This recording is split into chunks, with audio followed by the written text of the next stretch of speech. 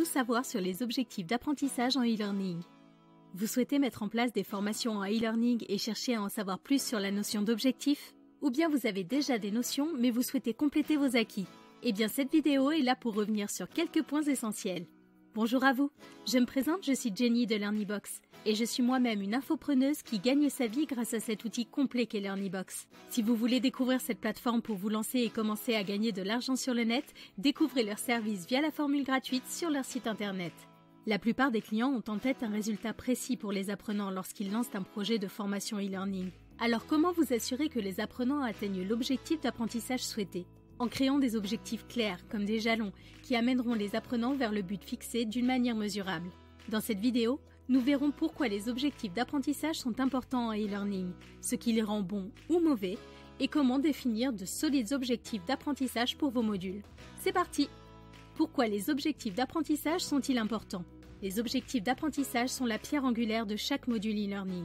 Ils sont la raison pour laquelle vous créez le module. Ils vous guident lorsque vous sélectionnez le contenu et les activités à inclure. Et ils vous aident à déterminer si votre module a été efficace.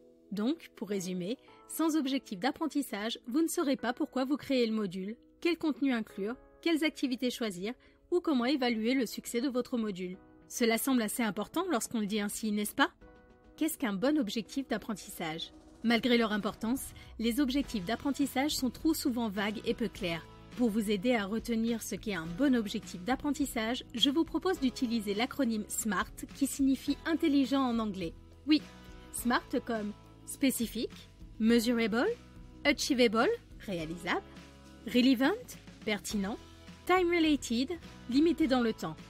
Voyons de plus près comment utiliser cette formule simple pour rédiger vos objectifs d'apprentissage. Comment rédiger des objectifs d'apprentissage SMART? Commencez par prendre du recul. Pensez aux petites tâches que les apprenants doivent accomplir pour atteindre l'objectif plus large. Choisissez ensuite un verbe d'action spécifique et mesurable qui décrit avec précision ce que les apprenants doivent accomplir.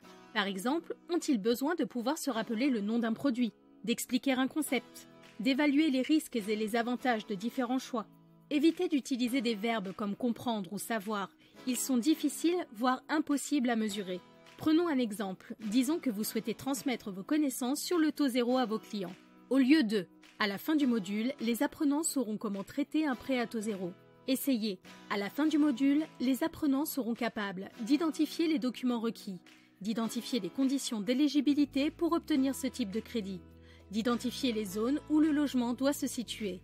Vérifions ces objectifs par rapport à nos critères SMART pour nous assurer que nous avons pensé à tout.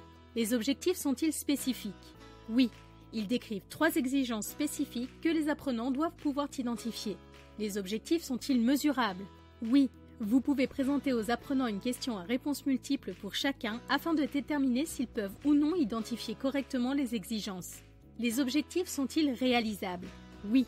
Si le module explique aux apprenants comment identifier les éléments et les conditions du prêt, ils devraient être en mesure de le faire. Les objectifs sont-ils pertinents? Oui. En supposant que le contenu du module soit concentré sur la manière d'identifier et de répondre aux exigences du prêt. Les objectifs sont-ils limités dans le temps? Oui. Quand l'apprenant saura-t-il identifier ces exigences? À la fin du module. Le mot de la fin. Sans objectif d'apprentissage solide, vous aurez du mal à créer un module e-learning efficace. Après tout, comment choisir un contenu et des activités pertinentes si vous ne savez pas ce que les apprenants doivent pouvoir faire après avoir suivi le module? Et si vous ne pouvez pas mesurer s'ils ont atteint ces objectifs, vous ne saurez pas si votre module les a aidés à le faire. Ainsi, la prochaine fois que vous démarrez un nouveau projet e-learning, assurez-vous de bien réfléchir à vos objectifs d'apprentissage et assurez-vous qu'ils soient SMART avant de commencer à créer votre module. Et pour créer votre parcours de formation la plus adaptée possible, je vous recommande LearnyBox. Une plateforme tout en un qui vous permettra de vendre vos connaissances et compétences à travers les infoproduits que vous créerez. Vidéos, e-books, audio, formation. En plus, LearnyBox réunit l'ensemble des outils en ligne pour se lancer rapidement et avec simplicité sur le net. Site internet, campagne de mail, tunnel de vente, webinaire, etc.